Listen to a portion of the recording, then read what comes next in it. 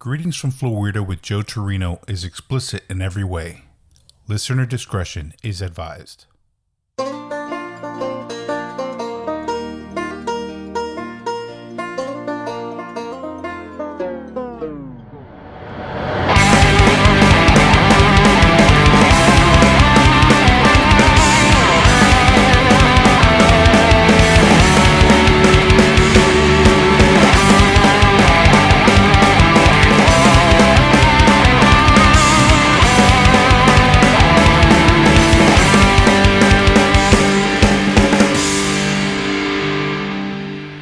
Greetings from Florida, folks. I am Joe Turino, and welcome to episode 2. Before we jump into today's story, I just wanted to take a moment to say thank you to everyone who took the time to listen to episode 1. I really appreciate all the calls, messages, and positive feedback that I've received so far, and I'm really happy that you guys enjoyed it. We're just getting started, and again, I want to just thank you so much, and I promise you, it's only going to get weirder from here. Please remember to subscribe to the show wherever you're listening, and the best way to support the show is to rate and leave a review, as it helps to get us out in front of other people. Also, guys, word of mouth is huge for shows like this that are just getting started, so please tell your friends and your family to check it out. Tell anybody and everybody, your doctor, your coworker, your priest. Well, maybe not your priest. Whoever you want to tell about the show, send them over to the show's website, www.floweirdapod.com, and that's where they'll be able to find a link to whatever platform they want to listen on. We're pretty much on most major platforms at this point, but if you do have anywhere that the show's not available and you want to hear it there, just head over to the website and shoot me a message so that I can figure out how to get the show on there for you. All right, now that we got that out of the way, let's get into this thing. First and foremost, I'm sure that you noticed the content warning before the show's intro, and that's because I'm rating this story as F for fucked up. Today we're heading down to one of my favorite cities in the state, where we'll be digging into one of my favorite true stories from Florida. Key West, Florida is the southernmost city in the contiguous United States, and is the westernmost island connected by highway in the Florida Keys. Located closer to Cuba than it is to Miami, Key West is described as Florida's southernmost subtropical paradise and is known for its unique mix of history, natural beauty, cultural diversity, architecture, and unabashed romantic appeal. In 1890, Key West was not only Florida's most populous city, but it was also the richest per capita in the entire country. This was due to the dangerous but lucrative business of salvaging shipwrecks from all the shallow coral reefs that you find along the Keys, as well as the cigar export business, which was started by its Cuban residents. The Cubans made up half of the island's population at this time, and there were reportedly 200 factories in town that produced over 100 million cigars annually. A few of the famous people who discovered solace and inspiration while living in the island city include Ernest Hemingway, Tennessee Williams, Elizabeth Bishop, Robert Frost, and yes, I'll admit one of my favorites, Jimmy Buffett. But hidden within the palm-lined streets, gingerbread mansions, and pastel-colored tin-roofed conch houses is the dark side of Key West. Author, gonzo journalist, and a personal literary hero of mine, Hunter S. Thompson, was a short-time resident of the island, and he was quoted as saying, "Key West is where the weird go pro." Stories full of mysteries, murders, hauntings, and just the plain weird are all part of the island's rich history. A history that its residents have learned to embrace over the years. Originally named Gallo Hueso by the Spanish, meaning Bone Cay, due to the islands being littered with the remains of native inhabitants who used the island as a communal graveyard, it's no coincidence that Key West has such a macabre feel to it. And I believe that macabre is one of the best ways to describe the story I'm about to share with you. Oh, and did I mention that this is also a love story? A very fucked up love story, but a love story nonetheless. So let me ask you, what do you get when you mix a German X-ray tech, a Cuban beauty, a dash of grave robbery, and a touch of necrophilia? Well, baby, you get the perfect recipe for a corpse bride stew.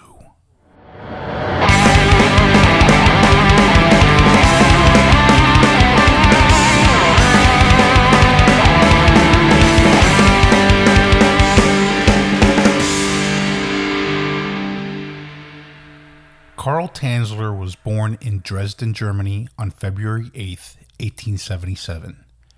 He grew up in Imperial Germany, and he claimed to be a doctor, a submarine captain, and a count, as well as having 9 university degrees.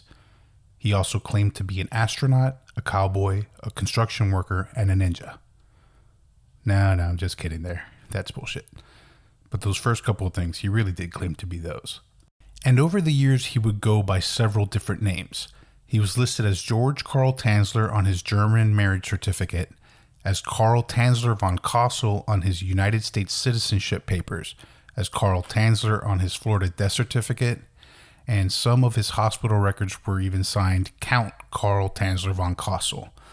But going forward, we'll just go ahead and stick with Karl Tanzler.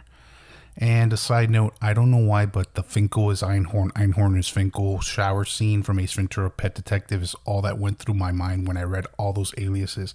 Yes, I know it's a dated references, but this is just how my brain works, so get used to it. Now, at some point just prior to the outbreak of World War I in 1914, Tanzler left Germany and wound up in Australia.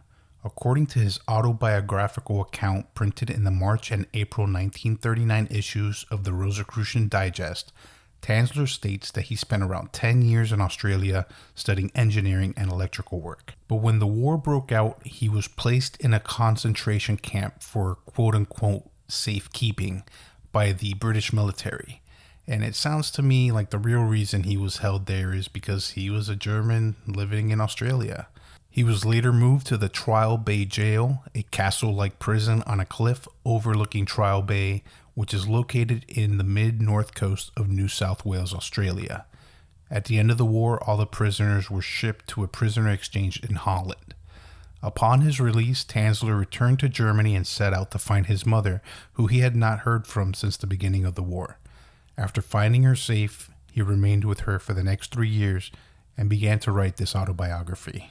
And besides writing about his time in Australia, Tanzler also wrote that while he was growing up in Germany, beginning around the age of 12, and also while he was briefly traveling through Italy, he was visited by the apparition of one of his ancestors, Countess Anna Constantia von Kassel, who was a noble woman and a mistress to the King of Poland. According to his account, the apparition told him that he would meet and marry an exotic dark-haired woman who was predestined to be his one true love. Around the year 1920, Tanzler met and married his wife Doris Schaefer, who was by no account the exotic dark-haired woman from his dreams, and they had 2 daughters shortly thereafter, Aisha, who was born in 1922, and Clarissa, who was born in 1924. On the suggestion of his mother, Tanzler decided to emigrate to the United States from Germany. He boarded a ship sailing from Rotterdam, Netherlands to Havana, Cuba on February 6, 1926. Then from Cuba, he traveled to Florida and settled in the city of Zephyr Hills, which is located about 30 miles northeast of Tampa and where his sister was already living. He was later joined by his wife and 2 daughters, and in 1927, a year after arriving in Zephyr Hills, Tanzler abandoned his family after accepting a job as a radiology technician at the U.S. Marine Hospital in Key West, which he took under the name Karl von Kassel. On April 22, 1930, nearly 3 years after arriving in Key West, the 53-year-old Karl Tanzler's literal dreams came true when a 20-year-old local Cuban-American woman walked into the hospital. The young woman was brought in for x-rays after her examination, and when Tanzler laid his eyes upon her, he knew right away that she was the beautiful dark-haired woman that had been revealed to him in his visions. Her name was Maria Elena Milagro de Hoyos, but she was known locally as Helen, and was considered beautiful by everyone in Key West. Helen was the daughter of a local cigar maker named Francisco Hoyos, nicknamed Pancho, and his wife Aurora Milagro. She had 2 sisters, Florinda Milagro Hoyos, who was nicknamed Nana, and Cecilia Milagro Hoyos. Helen was eventually diagnosed with tuberculosis, which was still considered to be a fatal disease at this time.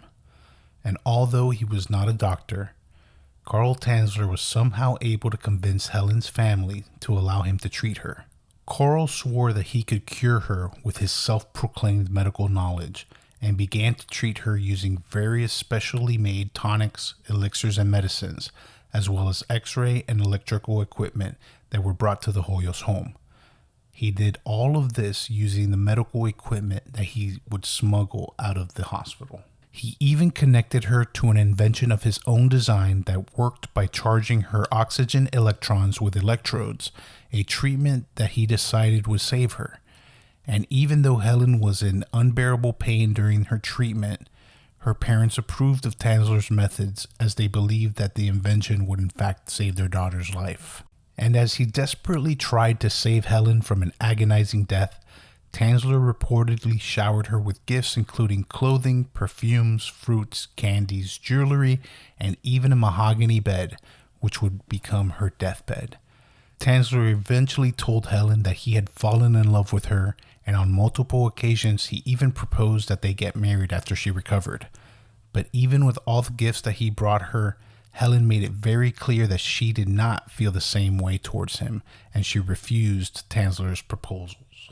But despite Tanzler's best efforts, Helen died in her parents' home on October 25, 1931, at the age of 21, approximately 1 year after Tanzler's attempts failed to heal her, leaving her family as well as the newly obsessed caretaker heartbroken.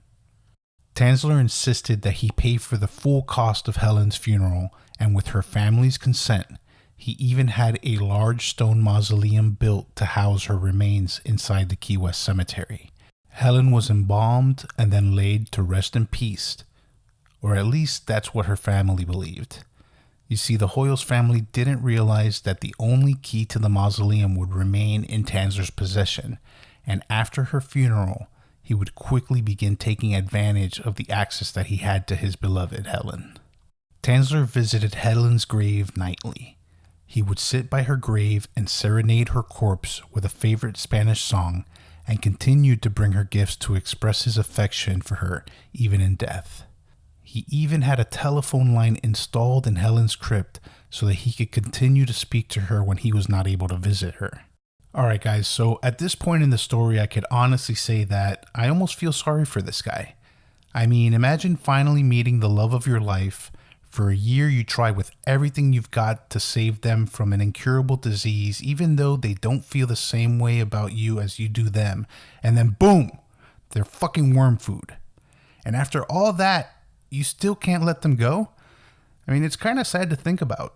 But then again, this isn't the end of the story for Carl and Helen. Oh no, we're just getting started, and this is where Carl really starts to go off the deep end. And guys, I gotta warn you, it's going to get pretty nasty pretty quickly, so get ready.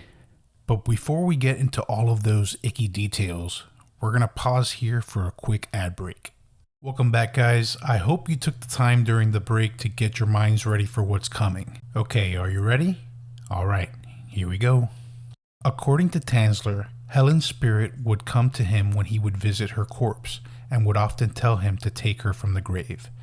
He had been visiting with Helen for about 2 years now when he finally made the decision to open her casket in order to see her beautiful face just one more time. He had waited long enough. And I'm not gonna lie, after visiting with her for almost 2 years every night, I would probably want to take a peek at her too. But to his absolute horror, Helen's putrefied remains had begun to deteriorate.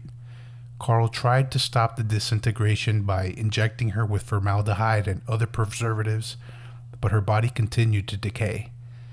Now panicking to once again attempt to save his beloved, this time from rapid decomposition, Tanzler decided that there was only one thing he could do.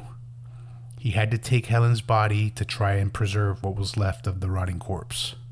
So late one night in April 1933, Carl Tanzler crept through Key West Cemetery to Helen's mausoleum and removed her body. He placed it on a little red wagon, yes, those little red wagons that you probably had when you were a kid, and carefully transported her crumbling corpse to his home.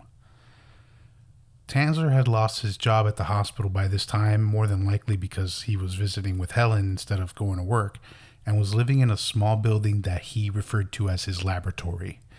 Once he arrived, he immediately got to work on preserving her remains as best he could. First, he tied her bones together using piano wire and coat hangers in order to stabilize her skeletal frame. Next, he carefully opened and stuffed the corpse's abdominal and chest cavity with rags to help keep the body's original form. He then replaced her rotting flesh with oiled silk, beeswax, and plaster. He then placed glass eyes into her empty sockets and then got to work reconstructing her face. For this, he used plaster of Paris and then touched it up with mortician's wax, replacing her former beauty with ghoulish, frightening features.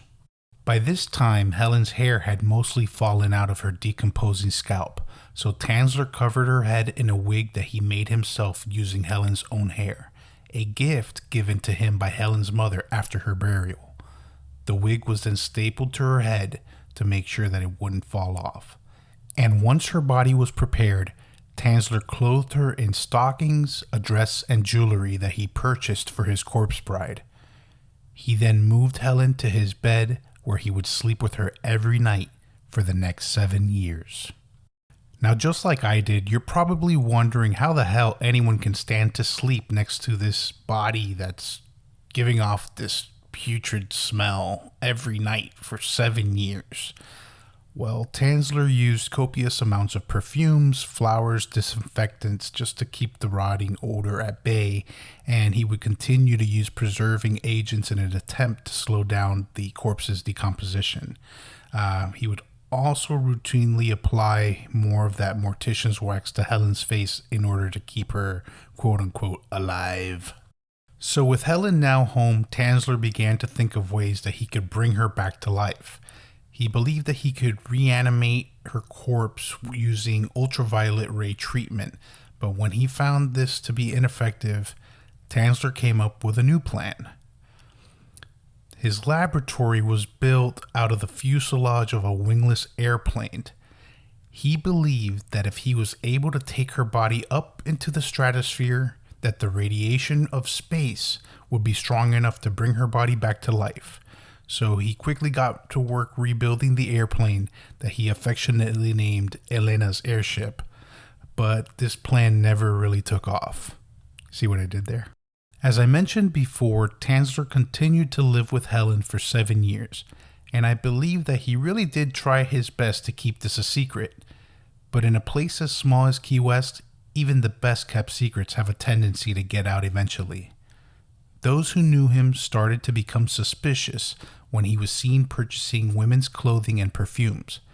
People also noticed that he stopped visiting Helen's grave. And when a young neighbor claimed to have seen him dancing with what appeared to be a life-size doll through his window, rumors quickly spread that Tanzler was living with Helen's corpse. And when Helen's sister Nana heard of the rumor, she decided that it was time to pay Tanzler a visit. She confronted Tanzler at his home in October 1940. Tanzler, who was proud of the work that he had done to preserve Helen's corpse, thought that her sister would feel the same, so of course he just went ahead and let her in. Tanzler excitedly led Nana to his bedroom, and there she found what she at first believed to be a life-size effigy of her departed sister.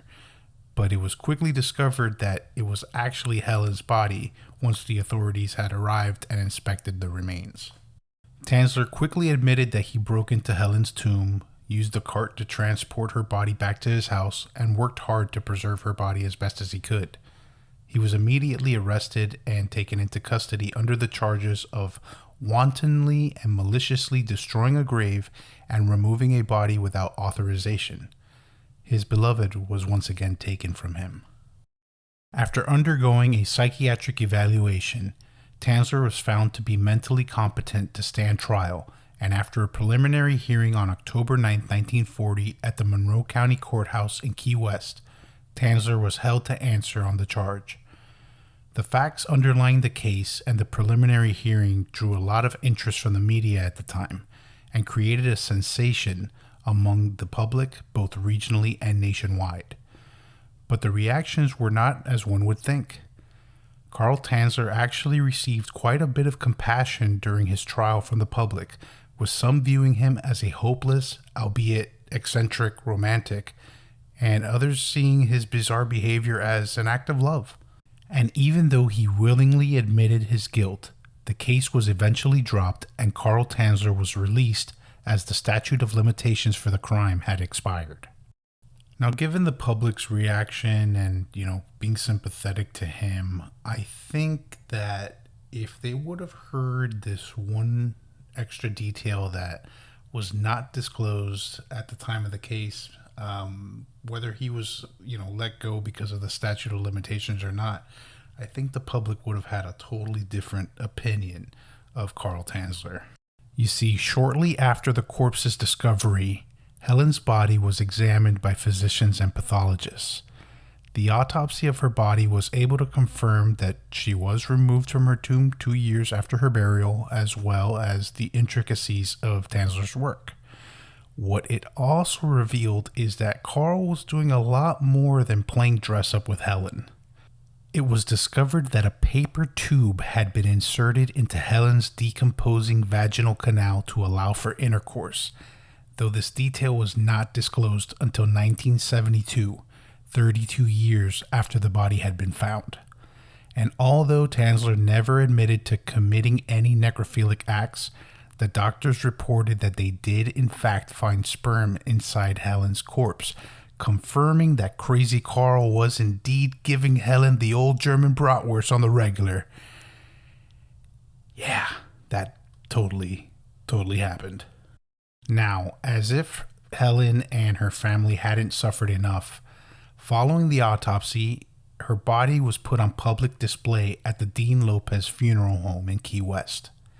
The people of Key West quickly flooded the funeral parlor, eager to take a peek at the macabre curiosity. Teachers brought their students for field trips, and journalists arrived to report on the most unbelievable story in the world. It is believed that about 7,000 visitors arrived, each desperate to take a peek at this well-preserved woman. Some even asked Key West to seal her in a glass case and keep her as a permanent exhibit, but it was decided that Helen's body was to be returned to Key West Cemetery, where her remains were dismembered, placed in a small metal box, and buried in an unmarked grave in a secret location to prevent further tampering. Carl Tanzler finally left Key West in 1944, but the very day he departed the island, the tomb which he had erected for Helen in Key West Cemetery all those years ago mysteriously blew up. No one was ever able to prove that Tanzler was responsible for the explosion, but it was generally accepted that he was guilty of it. I mean, come on, dude. For sure he did that. And personally, I think it was kind of like to just give them a big fuck you, because after he was acquitted or let go because of the statute of limitations, he actually asked to have Helen's body given back to him. I mean, what this guy literally he's off his fucking rocker. So after leaving Key West, he moved to Pasco County, Florida, which is close to Zephyr Hills, where he wrote an autobiography in 1947. His home was near his wife, Doris. You remember her? Who would actually help him out around the house, especially as he got older. And Tanzler received his United States citizenship in 1950 in Tampa. Yeah, after all this guy still got a citizenship. But Carl never overcame his obsession with Helen. He actually used a death mask that he had been allowed to keep in order to create a life-size model of Helen that lived with him until his death at the age of 75 on July 3rd, 1952. His body was discovered on the floor of his home 3 weeks later. Helen's effigy was found by his side.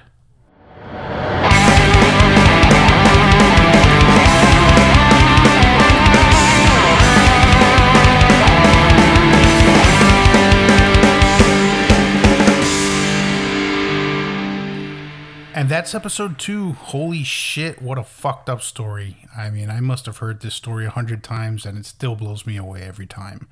It just goes to show you the lengths that people will go to when they are crazy in love. Yes, crazy in love. That's it. One of the things that I never knew about this story was that Carl wanted to take Helen into the stratosphere because he thought the radiation would bring her back to life. I mean, my God. Can you imagine if he actually was able to pull this off? Helen would probably have been the first sex doll in space. Oh boy, jeez. Crazy, dude. As I mentioned in the story, Helen was reburied somewhere in Key West Cemetery, but the exact spot has never been disclosed, even after Tansler's death. I'm not even sure that her family was told of the location either.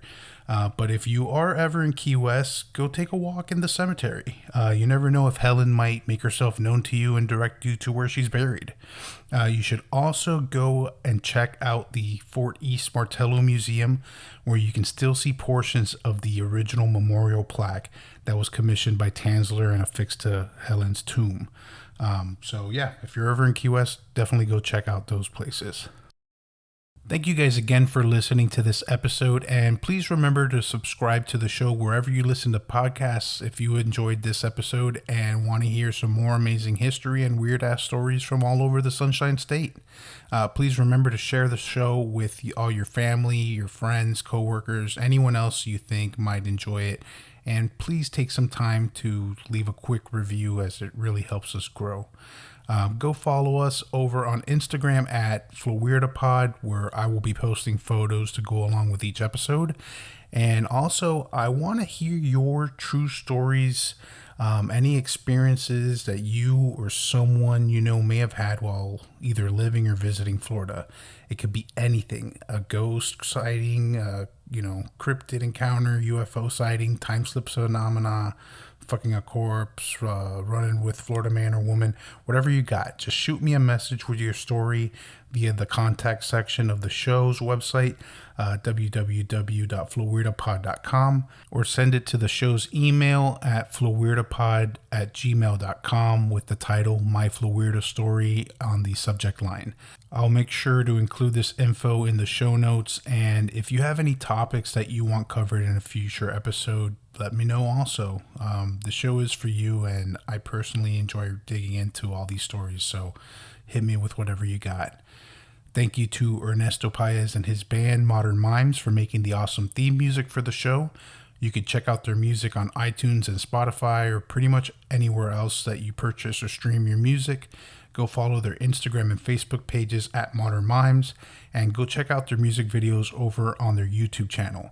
They're going to be leaving on tour pretty soon, so go visit their website, www.modernmimes.com, for tour dates and ticket information, as well as band merch.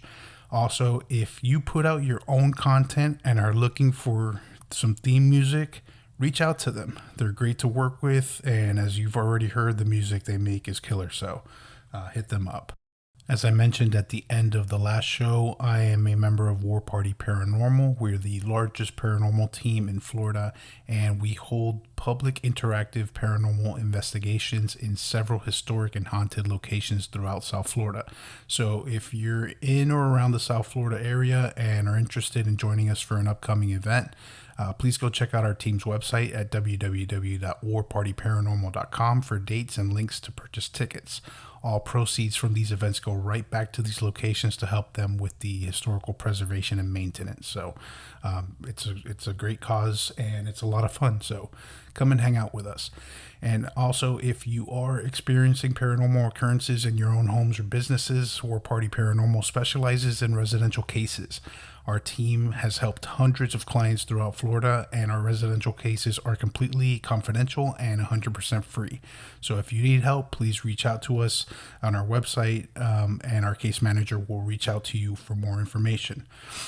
Also, go check out War Party Paranormal radio show every Monday night at 9 p.m. Eastern Time, featuring various team members, not only talking about the locations that we've investigated, but we also share the evidence that we've captured from these locations. Our host, team leader Eric Vanderland, and case manager Mike Del Coro on occasion will have interviews with special guest investigators and paranormal celebrities from your favorite TV shows and internet shows, so go check it out. You can find the show over on the KGRA Digital Broadcasting Network website and on their YouTube channel, as well as on the War Party Paranormal Facebook page and YouTube channel. And you could find my own personal ghost hunting content at Joe Hunts Ghosts on Instagram, Facebook, TikTok, and YouTube. All right, we'll be back in 2 weeks for episode 3 of Greetings from Florida, but until then, please remember that little red wagons are made for kids, not for stealing corpses. And also, alive or dead, no still means no. And of course, stay weird, Florida. We'll see you next time.